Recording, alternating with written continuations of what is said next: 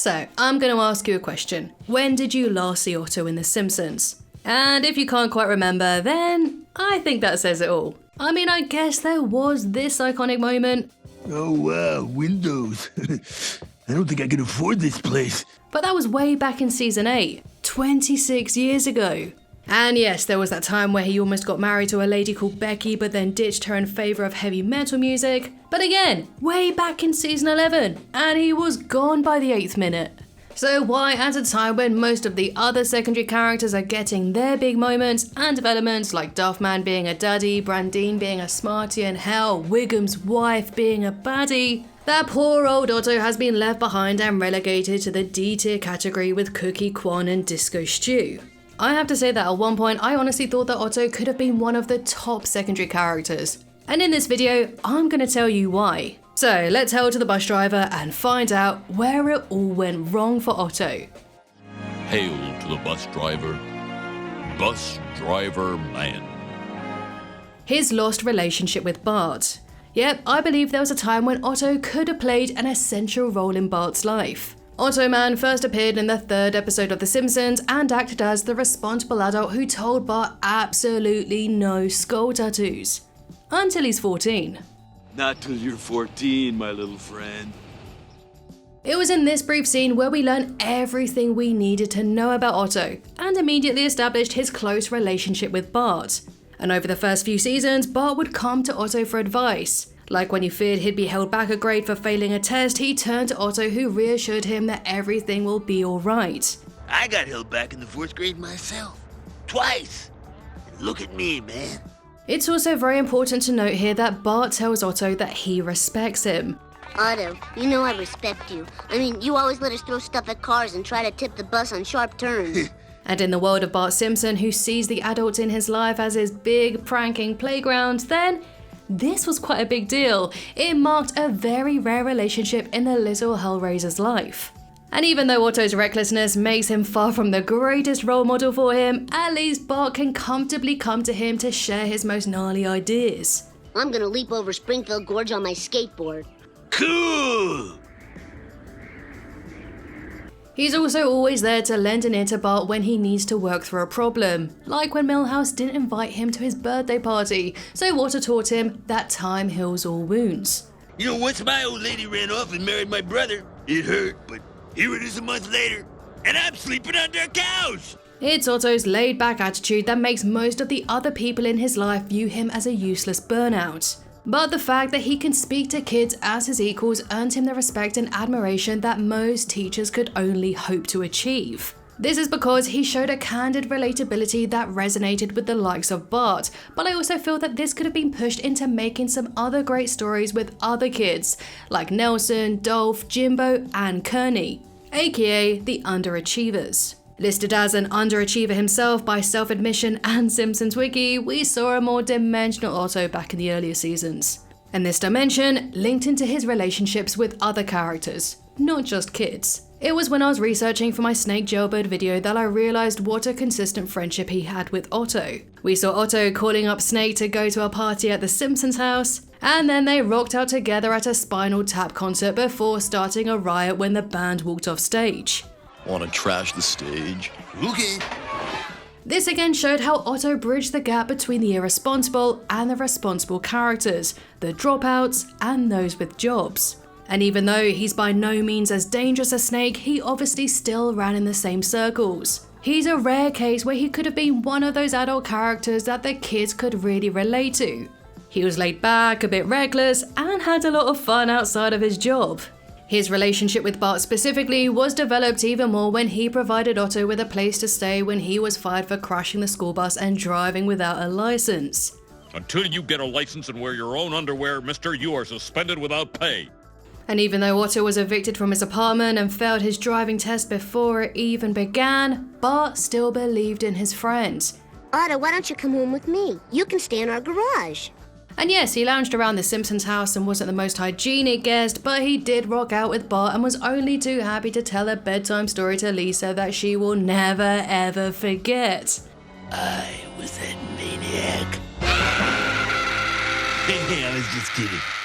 But it took Bart acknowledging him as an adult for Otto to finally realize that he needed to get his act together. You're the coolest adult I ever met. Wow, I've never been called an adult before. And his driving didn't exactly improve, but his dislike for Homer gave him that very special edge at the DMV. Homer had a piece of food on his face for 3 days. Unfortunately, this was one of the very rare times where Otto showed genuine motivation, and it was only because Bart looked up to him. Deep down, he does actually care what people think of him, like when he dreamt about winning a safety award. It's like a dream come true. Otto's big brother approach could have made him a fantastic school counselor, or at least someone who they could consistently come to with their troubles. Again, bridging that gap between their home lives and their school lives, and the school bus could have been their safe place. Because at the end of the day, despite his dangerous driving, he does still care about the kids. When Milhouse and a grapefruit caused the bus to crash into the ocean, Otto was still determined to save them, only to be swept away in the current. And yes, while this was a joke playing at Otto's expense, it also highlighted how The Simpsons has misused his potential. And we can go back for the kids, too. Really, they've left him all but forgotten if not for his far-out psychedelic episodes. It was perhaps from this point when the kids really lost Otto as a true sympathetic and big brother confidant. His untapped talent. Although Otto's principal role in the show is being the school bus driver, he's still tried his hand at various enterprises over the years, some of them random, but some that could have actually had legs to genuinely develop his character.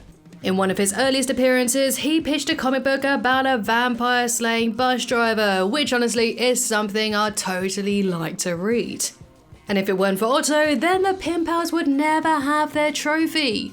He kickstarted their winning streak, and even after being shunned in favour of Mr. Burns, his dedication to a claw machine inadvertently secured their victory. Yes!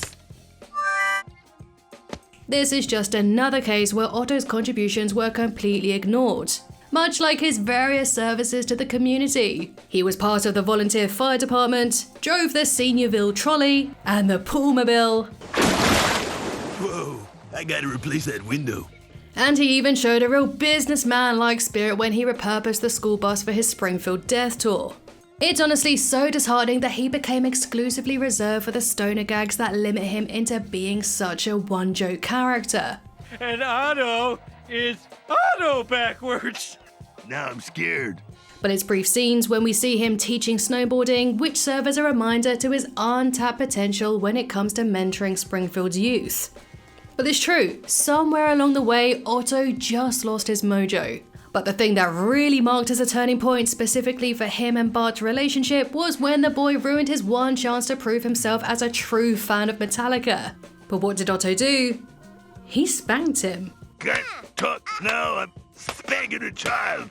This is something I definitely could never see the earlier season Otto doing. It's just not his character at all. He's an empathetic, sympathetic, big brother, chilled out dude who just couldn't really give an F.